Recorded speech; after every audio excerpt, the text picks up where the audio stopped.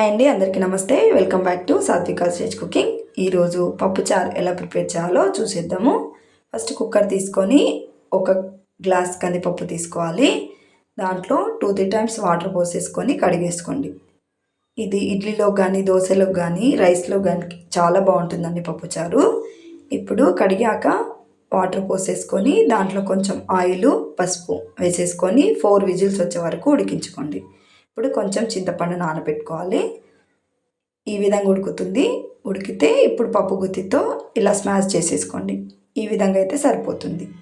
ఇదే గిన్నె స్టవ్ పైన పెట్టేసుకొని దాంట్లో కొంచెం పసుపు, 2 స్పూన్ కారం, సాంబార్ మసాలా వేసుకున్నాను. ఇది కొంచెం వేసేసుకున్నాక కొంచెం కొత్తిమీర కొంచెం మరిగాక ఇప్పుడు సాల్ట్ కూడా వేసేసుకోండి. ఇది బాగా మరిగించుకోండి, సైడ్లో పెట్టేసుకోండి. ఇప్పుడు పోపు పెట్టేసుకుందాం. స్టవ్ పైన ఒక గిన్నె పెట్టుకొని కొంచెం ఆయిల్, ఆవాలు, జీలకర్ర, కొంచెం కరివేపాకు, ఒక టమాటో, ఒక ఆనియన్, 2 ఎండుమిర్చి వేసేసుకొని బాగా కలుపుకోండి. ఇది కొంచెం ఉడికాక ఇది పప్పు బాగా మరుగుతున్నప్పుడు పోపు అనేది పోసేసుకోండి. పోసాక కూడా ఈ విధంగా ఉడికితే సరిపోతుంది. పప్పుచారు అనేది రెడీ అయిపోయింది.